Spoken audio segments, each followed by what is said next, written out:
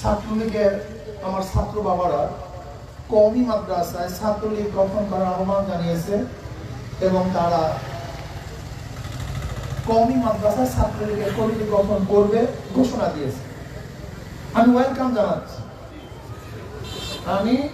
Welcome জানাচ্ছি যে তাদের উচিত কমপক্ষে কওমি সন্তানদের সাথে মেলামেশা করা, এদের সহবাদে থাকা।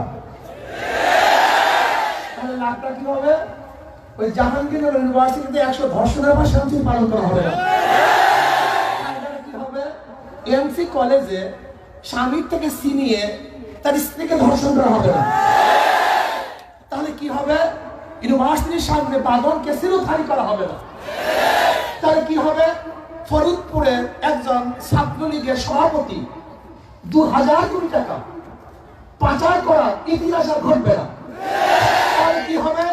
সেখানে অস্ত্রের মহড়া থাকবে না। সেখানে কি হবে? অস্ত্র চোরাচারি চলবে না, ইয়াবা থাকবে না, ফেসিলিটি চলবে না, গাঁজা থাকবে না, মদ পান করবে না, খুন হবে না, ধর্ষণ হবে না। কিন্তু আমি ছাত্রলীগের সভাপতিকে বলবো, তোমার ম্যানিফেস্টো সম্পর্কে জানা নেই। তুমি জানো যে ওলামা দল, ওলামা লীগ তোমাদের সংগঠন অ্যাকসেপ্ট করে না। কারণটা কি? তারা হলো নন সাম্প্রদায়িক আর ওলামা লীগ হলো সাম্প্রদায়িক। এর জন্য তোমরা ওলামা লীগকে স্বীকার করতে পারো না। কাজী কওমি মাদ্রাসার ছাত্র সংগঠন করার আগে তোমাদের নীতিমালা পরিবর্তন করে তারপর সংগঠন করতে আসো, এর আগে আসার সম্ভাবনা নাই।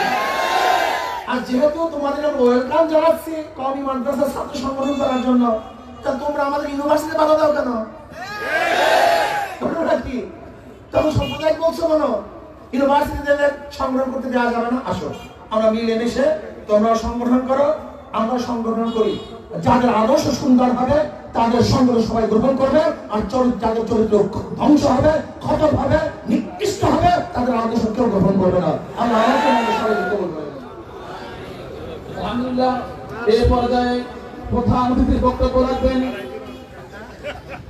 এদেশের লাখোটি মানুষের আধ্যাত্মিক ও রাজনৈতিক রাহবার, খানকার পীর, ময়দানের বীর, ইসলামী আন্দোলন বাংলাদেশের মুহতারাম আমিরুল মুজাহিদিন হযরত মাওলানা মুফতি সৈয়দ মোহাম্মদ রেজাউল করিম পীর সাহেব হুজুর চরমনাই। আলহাজ হযরত মাওলানা মুফতি সৈয়দ মোহাম্মদ রেজাউল করিম পীর সাহেব হুজুর চরমনাই। এই জায়গা আসলে ভালো হইতো।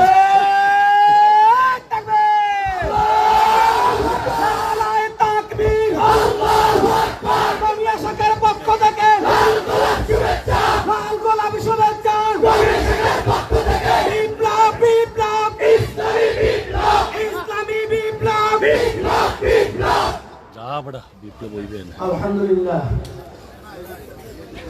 ওয়াকাফা ওয়া সালামুন আলা ইবাদিহি আল্লাযীনা ইসতাফা, আম্মা বা'দ, ফাআউযু বিল্লাহি মিনাশ শাইতানির রাজীম। বিসমিল্লাহির রাহমানির রাহিম। ওয়া মা আরসালনাকা ইল্লা রাহমাতাল লিল আলামিন। সাদাকাল্লাহুল আলিয়্যুল আযীম।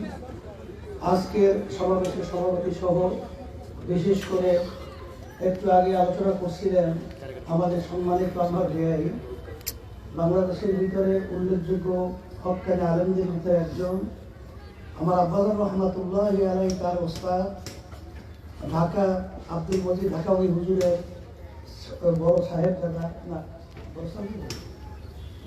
তিনি আলোচনা অত্যন্ত গুরুত্বপূর্ণ এবং আমাদের নদী সাহেব হুজুর সহ, আমাদের নাবি আতর রহমান ফয়েজ সাহেব সহ, মহাসিদ সহ যে আলোচনাগুলো রেখেছে, যদি এর ভিতর থেকে আমরা একটা কথাই ধরে রাখতে পারি, আমাদের দুনিয়া এবং আখিরাতের পথ আল্লাহ আমাদের সম্মানিতভাবে চলার তৌফিক দান করবেন।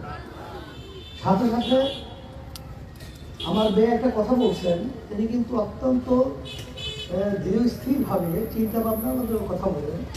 তিনি ঢাকা শহর বাংলাদেশের রাজধানী। তিনি আজকে চরমনে আসার পরে তিনি বিভিন্ন বিষয়ে দেখার পরে, চিন্তা করার পরে তিনি ঘোষণা দিয়েছেন যে আমার কোনো ইসলামী রাজনীতি চলবে না। আলামিন কবুল করুন। আর সাথে সাথে তোমাদেরকে বিশেষ করে আমি বলবো, মুরব্বীদের পরামর্শ অনুযায়ী তোমরা আদর সহকারে চলবা, আল্লাহ তোমাদেরকে দুনিয়াতেও কামিয়াব করবে, আখিরাতেও কামিয়াব করবে। আল্লাহুম্মা আমিন। রব্বানা আতিনা ফিদ দুনিয়া حسرة